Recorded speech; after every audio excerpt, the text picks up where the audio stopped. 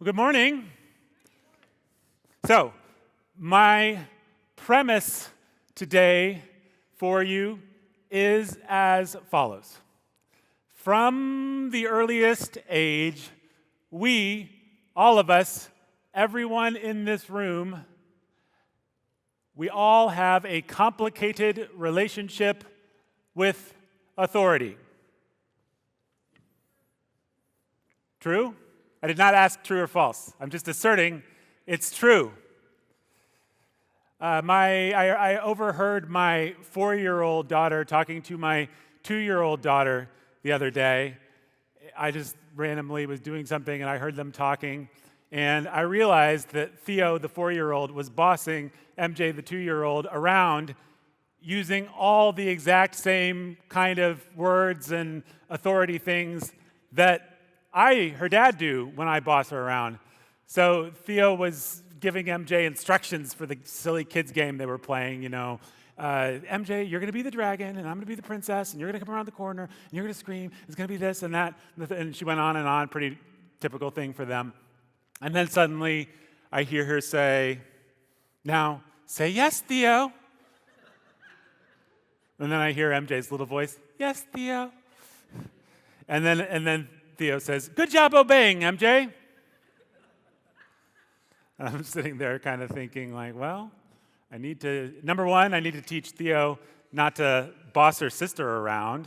Number two, I need to get some lessons from Theo. And MJ's like really responsive to her. This is great.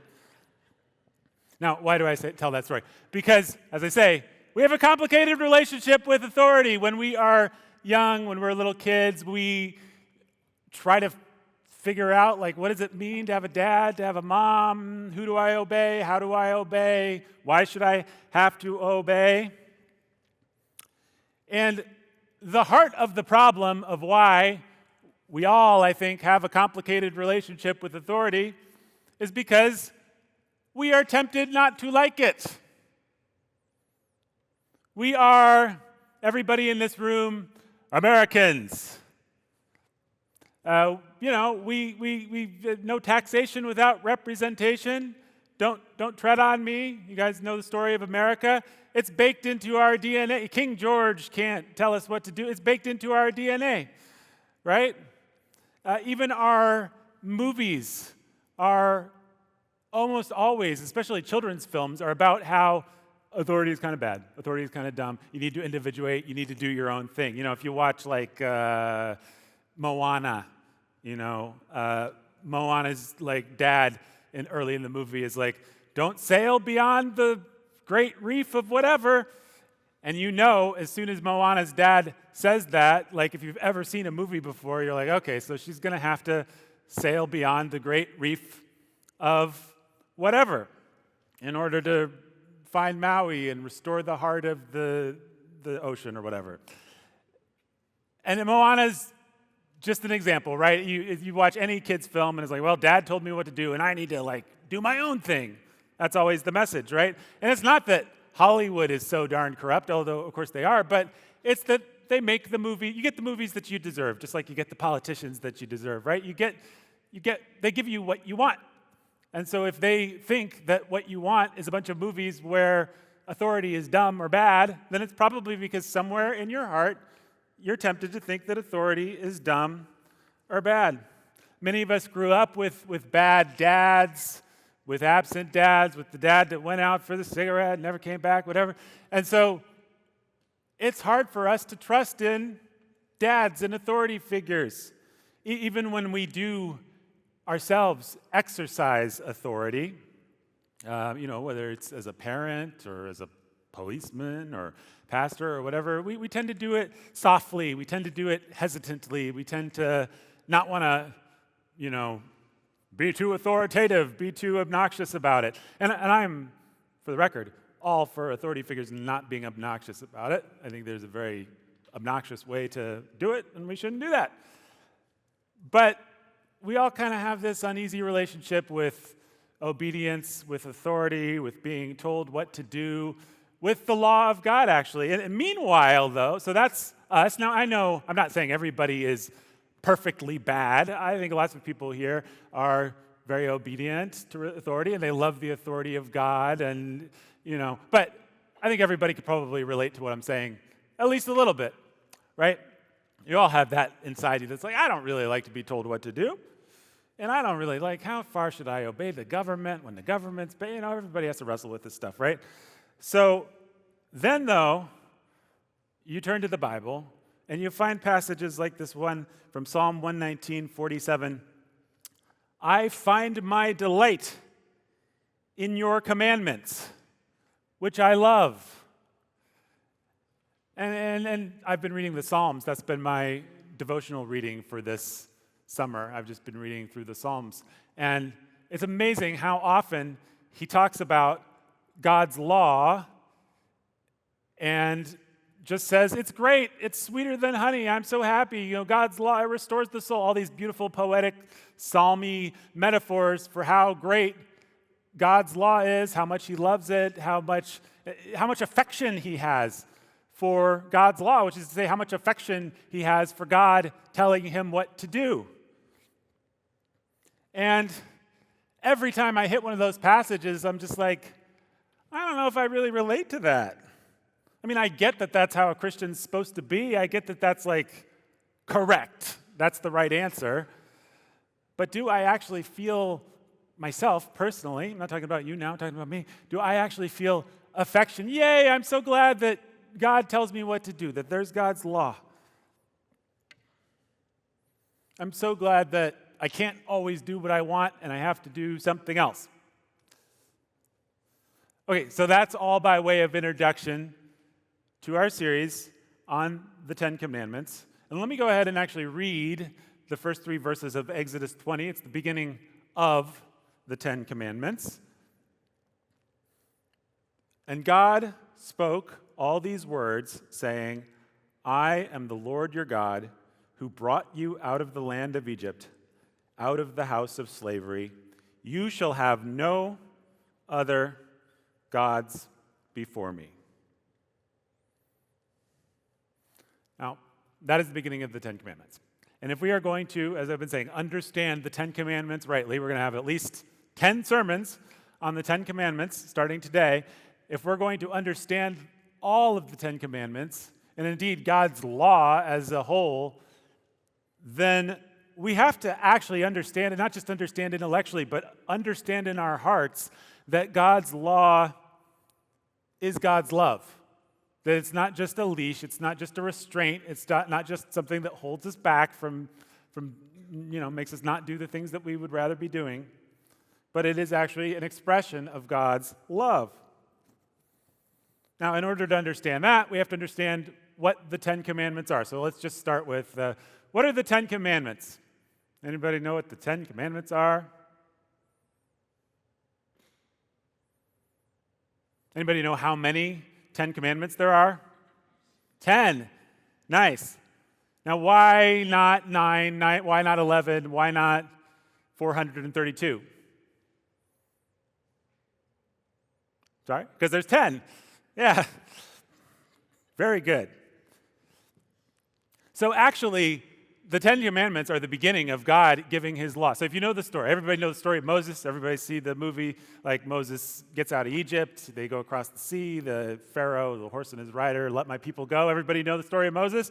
Okay, so God rescues his people for hundreds of years, are in bondage to Egypt. And then God rescues his people, does all these miracles, brings them out of Egypt, and brings them into the desert, and they're on their way to the promised land. And their first stop is at Mount Sinai, and God's glory descends, and then God gives them not just the Ten Commandments. He starts with the Ten Commandments, but then he gives them, by the time all is said and done, 4 books of the law.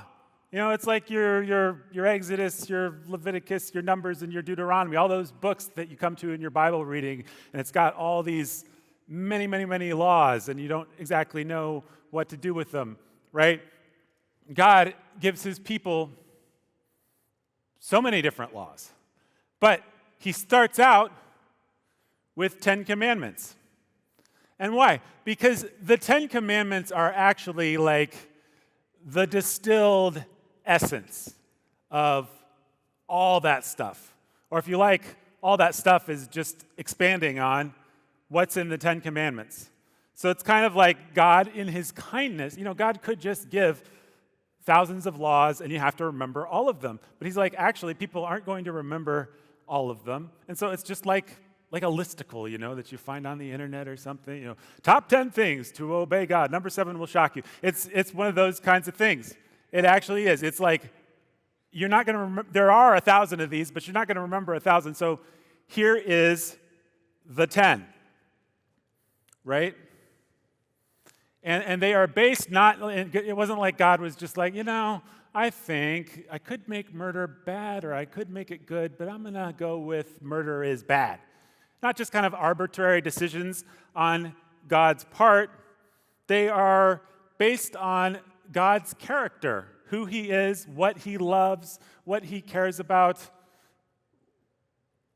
how he wants us to live, right? And the thing that I want you to understand before we understand anything else is, as I've been saying, they are an expression of God's love. The Ten Commandments are an expression of God's love. And you notice this right in the first verse. God gives these commandments right after rescuing his people from Egypt, right? It's the first thing he does. He rescues them from bondage. He brings them out, and then he gives them the commandments. And God spoke all these words saying, I am the Lord your God who brought you out of the land of Egypt, out of the house of slavery.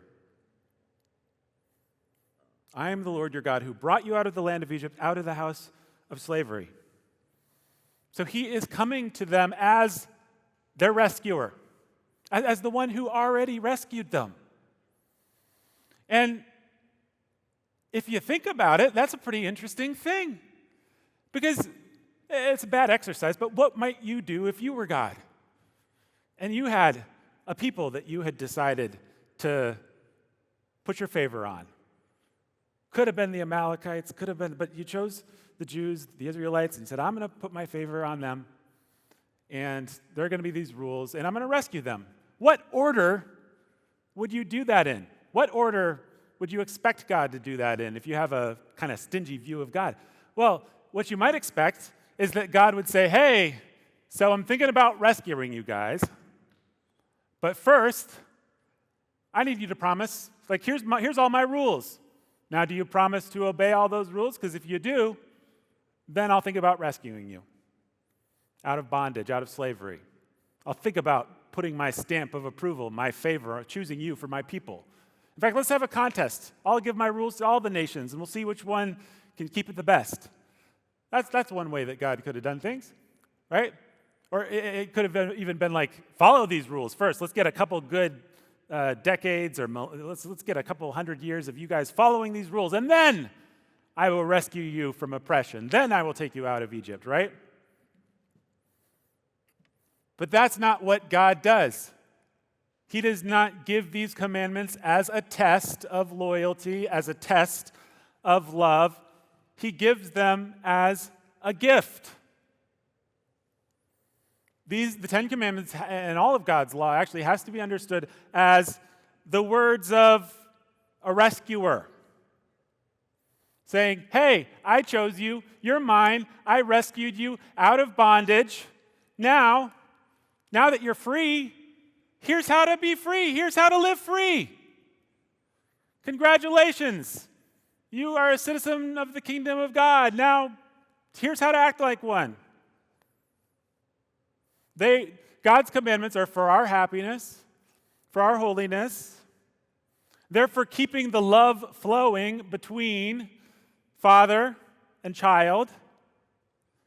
I mean, that's why, if you're a good parent, and not all of us are good parents all the time, but if you're a good father or a good mother, the reason that you might discipline your child is not because you're irritated, not because you're angry, not because you want to punish them for the sake of punishment, but actually because you delight in them. Discipline actually should always begin in delight. It's like, I love my kid, and I love loving my kid, and I love my kid loving me.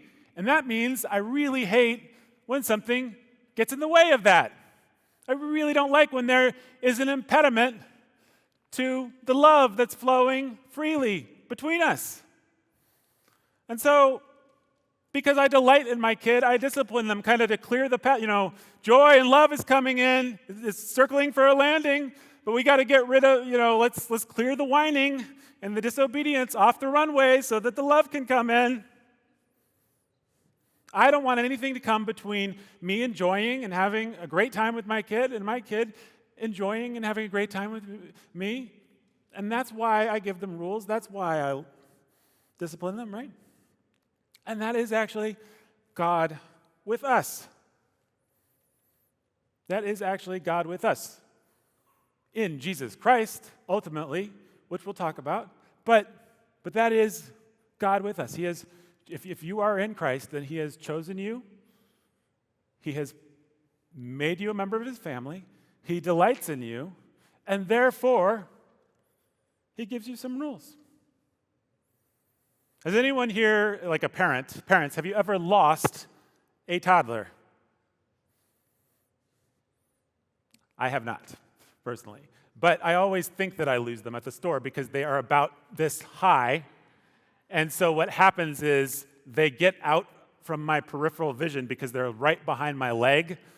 And then I look around and I don't see them. And then suddenly they're standing like some munchkin ninja right at my foot, and it always manages to surprise me, and I've done that 1,700 times. I always do that. And so what do I do with my 4-year-old and my 2-year-old at the store or in the parking lot when we're crossing the street? What do? We hold hands. And my kids don't always like holding my hand because it's a restraint. It means they have to go my way and not the way that they would like to go. And so there's been fights about, you got to hold daddy's hands, right? But my hand doesn't exist primarily for the purpose of restraint, just like, I really want my kids to go my way. No. It is a comfort. It is a sign of my love, a sign of my affection. It actually is a lifeline to my children. I do not want you to get lost. I do not want you to get hit by a car. And so hold my hand. This is life. This is love. Not a leash, not a shackle, their Father's hand. And that is how we have to understand God's law. That is how we have to understand the Ten Commandments.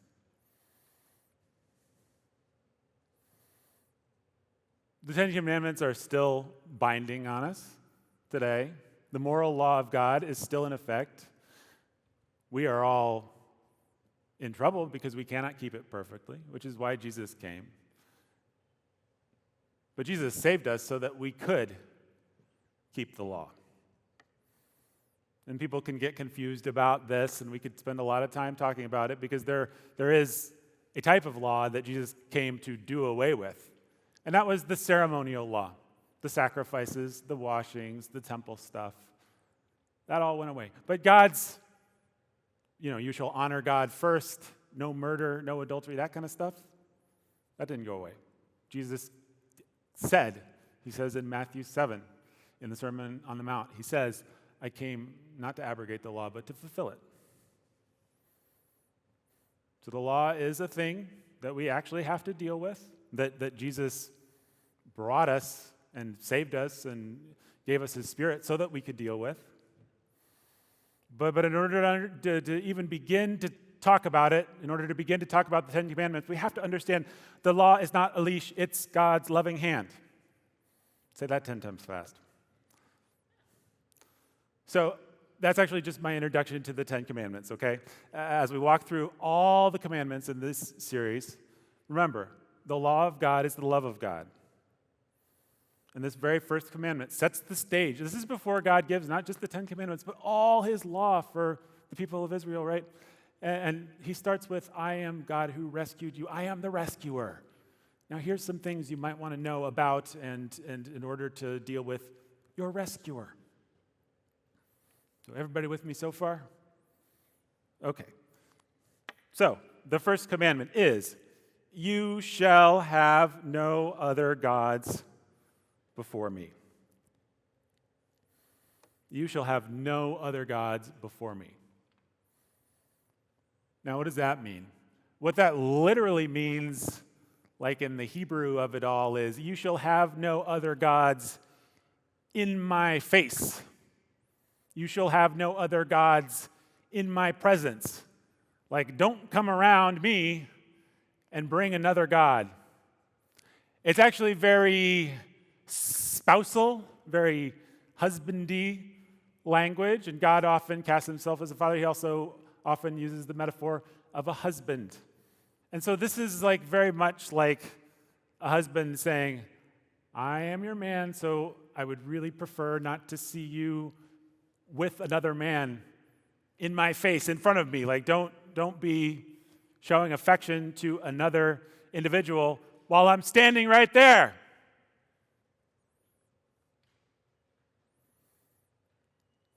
And that's a good thing to get in your mind, because it's not just kind of this theological construct, oh, well, I can have this God, I can have... God's like, don't bring anyone else. Don't bring another love into my presence. And of course, we're always in the presence of God. We're never not. And so remember, when you're tempted to go after other gods, you're doing it in front of the God. And he doesn't like that. My name is jealous, God says later in Exodus. Now, does that sit wrong with anybody? Is anybody, oh man, God seems kind of selfish. I mean, that would be a horrible thing to say. God is not selfish. But does anybody kind of get stuck on that? Like, I don't like that. I don't like God being so proprietary. Is there any part of your heart, even just a little bit, that's like, Well, the thing you have to understand is that, again, it's not an arbitrary rule. It's not God saying, I could allow them to go after other gods, but I really kind of want them to just honor me. That's what I'm going to decide. No. It is a design element. It is how we were created. God is everything good, everything beautiful, everything we were made to love, everything we were made to enjoy. God is so perfectly good. He is our delight. We were made to find our satisfaction, our fulfillment in Him. It's actually hard to imagine how good God is, how satisfying, how perfect He is.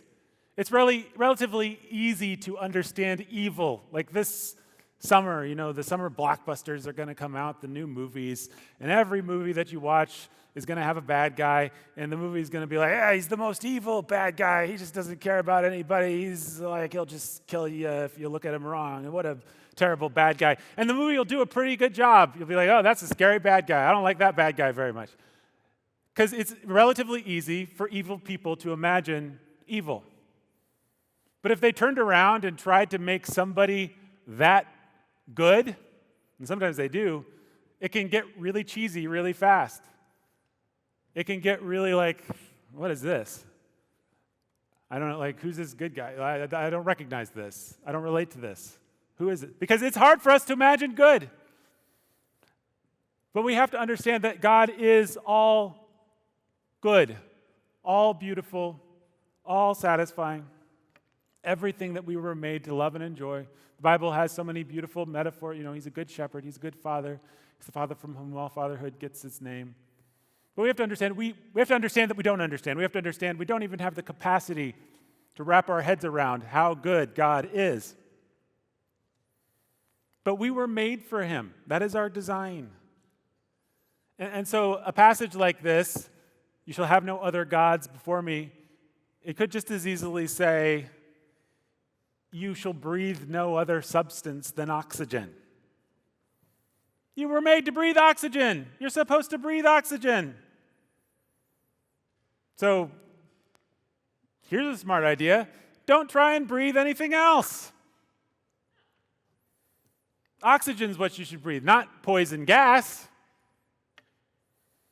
And I don't know, sometimes it feels and Jake will back me up on this, sometimes half of like ministry and counseling and stuff like that is like, hey, you should really think about breathing oxygen instead of that poison gas that you're thinking about breathing.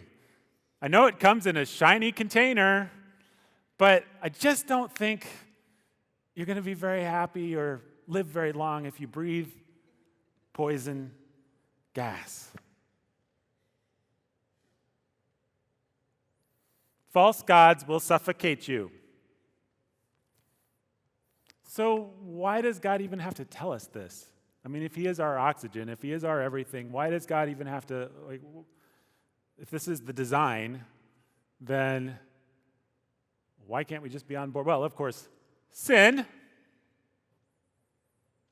Our hearts are evil without Jesus, without the Spirit's help, and we are attracted to all manner of false idols. Famous old dead white guy said, the human heart is an idol factory. But what kind of idols are you and I tempted to go after? Most of us aren't, worshiping golden calves or anything like that. What kind of idols do we go after?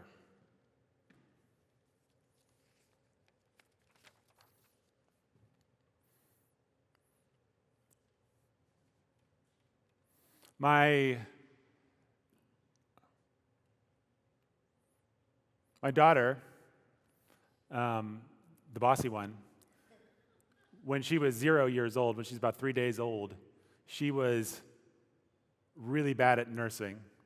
Or maybe we were really bad at getting her to nurse. I don't know. She was pretty bad. She might have had a tongue tie. Did she have a tongue tie? I don't know. Whatever she did, she was bad at nursing, and we were getting used to the whole feeding a child thing. And she was this really scrawny, sad little newborn baby, right? And it was the most pathetic thing that I've ever seen in my life. One of the most pathetic things was watching her not nurse, because my wife would offer the baby her breast and would hold the baby right up, and it would be right there, an inch away from her face, and it would be everything that she wanted, all the comfort, all the joy, all the satisfaction, all the food. And yet, because she was a dumb baby, she didn't know that's what it was. And so she's just like, flailing around, panicking, not finding the satisfaction that's right in front of her face. And it was just really sad, because it's like, what you need is right there. Why don't you speak English? And then Meredith would say, you are safe, you are loved, you are safe, you are loved, and try and get her to eat. But that's us, right? That's us. Satisfaction right here. And we're like, and we flail. We flail after other things. So what are they? What kind of things do we, what are some of our epic flails? You know what they are, right? Approval. We flail after approval. We want people to approve of us. We live our lives people-pleasing, trying to get the likes on the TikTok or whatever it is now. Romantic love, we think, if I only had romantic love, or if, maybe I'm already married, but if it was only actually romantic, if I could just be fulfilled in that other person who loved me the way that I deserve to be loved, that's what would complete me. That's what would give me joy. Success. We go after success in our jobs, in our ministries even. There are people who don't honor God because they make an idol out of building their church, building their ministry, building their whatever it is, reaching out to people. We can have that be a false god for us. Certainly workaholics, parents that feel the pressure of raising the perfect children, success, money. Money's a good bad god. Hoarding, anxiety, trying to, I don't know, is anybody in here a crypto bro? I don't know if we have any crypto bros in our church. Image, comparison, vanity. I wish I looked good. I wish I was as beautiful as her. I wish I was as handsome as him. We can't all be Nathan Alberson. Can't all be tens. Comfort, you know. I mean, that's a sad one, and certainly one that I'm tempted by. You know, I just want food. I just want alcohol. I just want to relax at the end of the day. I just want to watch TV. That's what will give me happiness. Control. I just want my life to be controlled. I do not want to be afraid.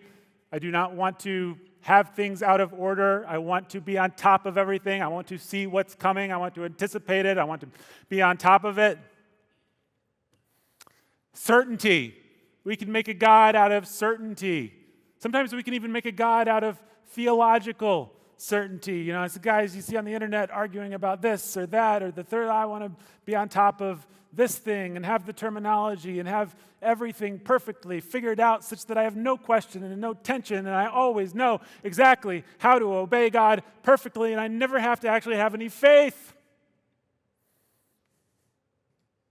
Morality. We can make a God out of our own sense of morality. We want to be perfect. We have pride in our own goodness, Pharisaicalism, right? We make a God out of our tribe, whatever that tribe is. Some people make a God out of the tribe of all being white. Some people make a God out of the tribe of being American. Some people make a God out of the tribe of being Democrats or Republicans. Woke, anti-woke, men, women. Church of the King, you could make a God out of, I go to Church of the King, that's the only good. That's where I derive my satisfaction from. We can make an idol out of almost anything. And so, what is it for you? What is it? What is the poison that you would rather breathe than oxygen? What is the hand you would rather take than your Father's hand?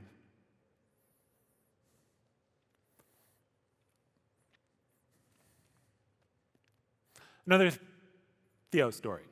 So when Theo was 2, she made friends with a stupid feral cat.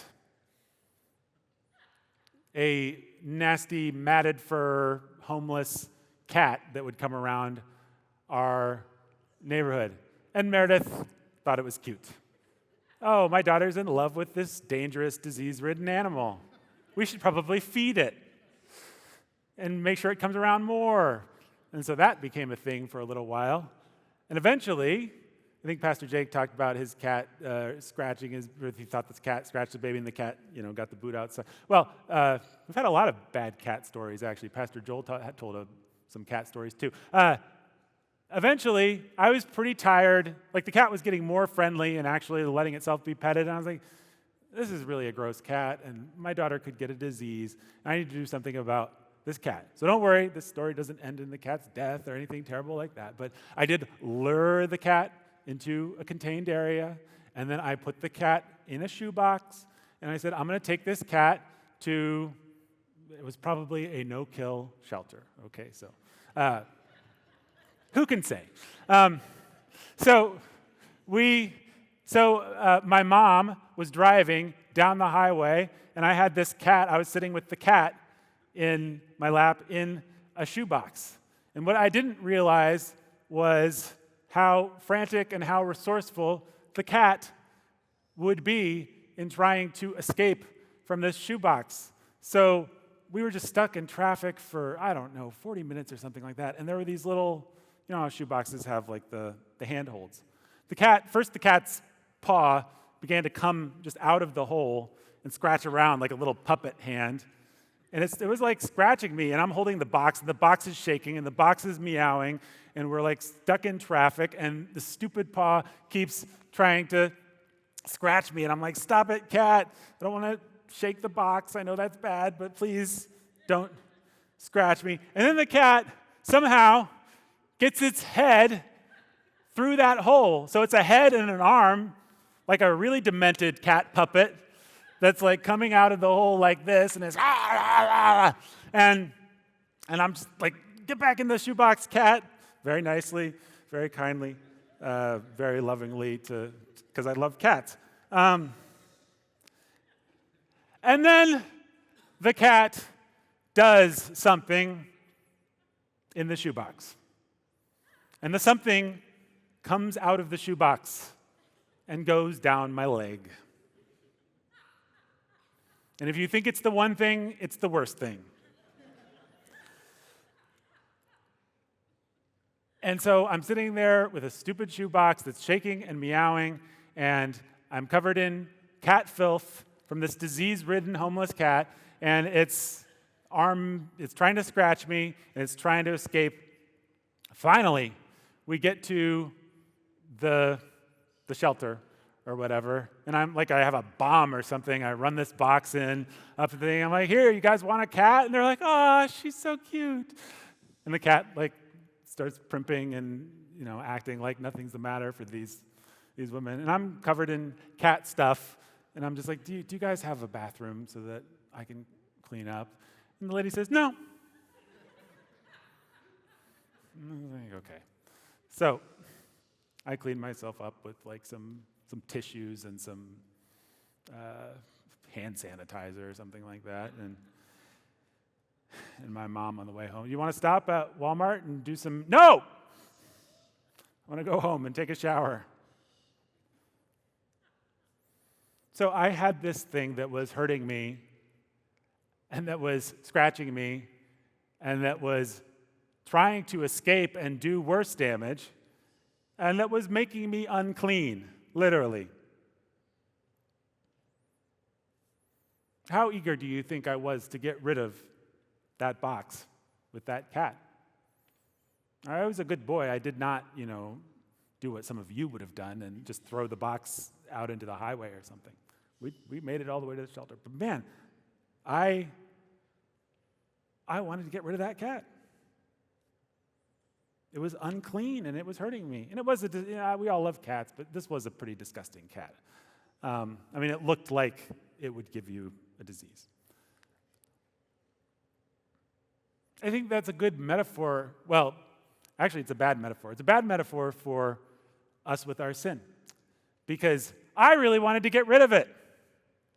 Some of us have false gods that we hang on to, and they are scratching us, and they are hurting us, and they are making us unclean, and it would be like as if I just carried that box around with me everywhere while it's trying to scratch me and getting stuff on me.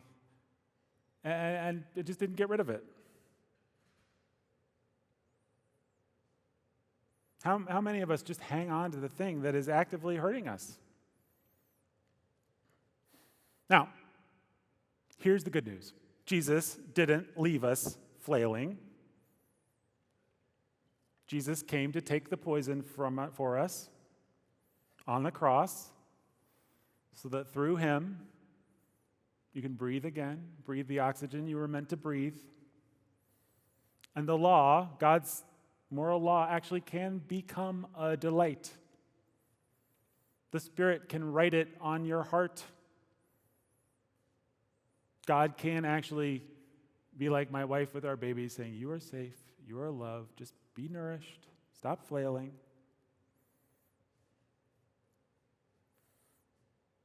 So this week, my challenge for everybody is to actually do a spiritual inventory. What is my epic flail? What am I flailing after? Where have I let go of my Father's hand? What is actually the thing that I am tempted to look to for satisfaction that isn't God? Could be so many different things. I don't know how to give examples of all of them, but it could be a lot of stuff. And you just have to think about it for yourself. And so I challenge you to really think about it. And if you can't think about it, maybe talk to your spouse, and maybe they can be like, yep, you're always going after this thing.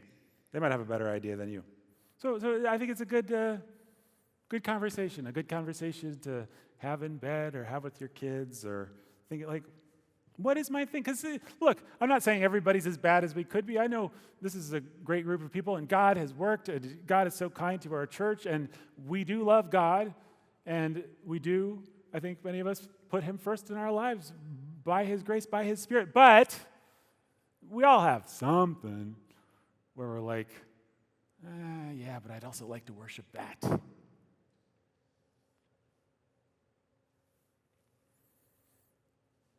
1 John 5:3 says, "Your commandments are not burdensome."